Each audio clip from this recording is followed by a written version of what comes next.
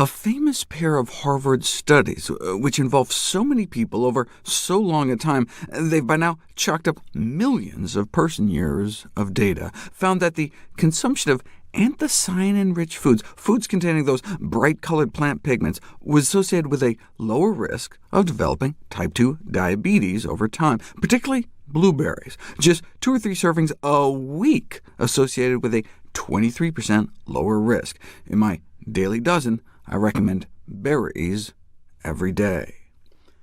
Why, though? What do berries have to do with diabetes? Well, type 2 diabetes is caused by insulin resistance, and interventional studies evidently clearly show that dietary berries can ameliorate insulin resistance. Yeah, but that was in diabetic mice.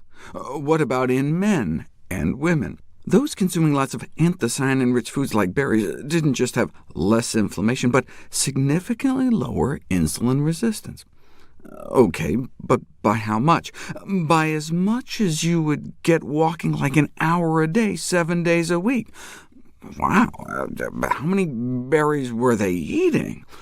That was for 35 milligrams of anthocyanins a day, so like a cup of strawberries or cherries, a half cup of raspberries, or just a quarter cup of blackberries, or even just a few spoonfuls of blueberries.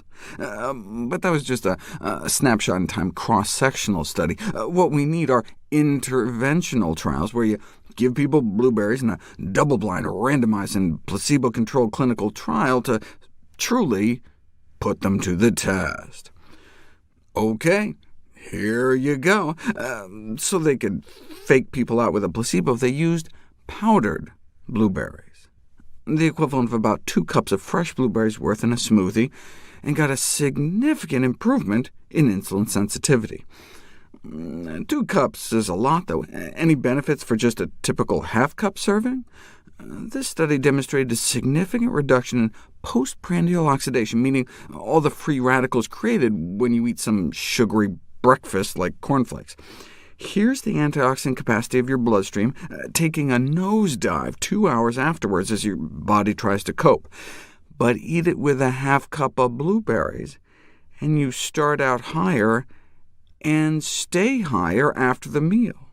Note they also tried just adding a quarter cup of blueberries, and that was clearly not enough, so we should strive for a full serving.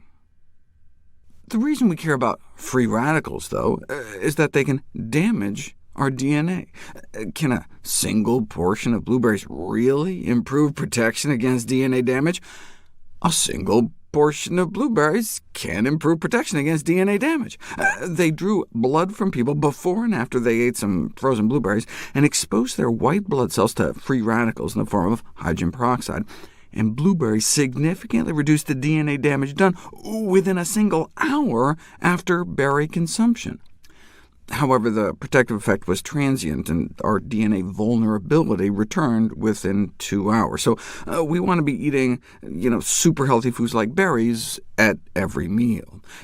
In conclusion, 1 portion of blueberries can improve our cellular resistance to DNA damage, thus supporting the importance of consuming healthy plant foods regularly.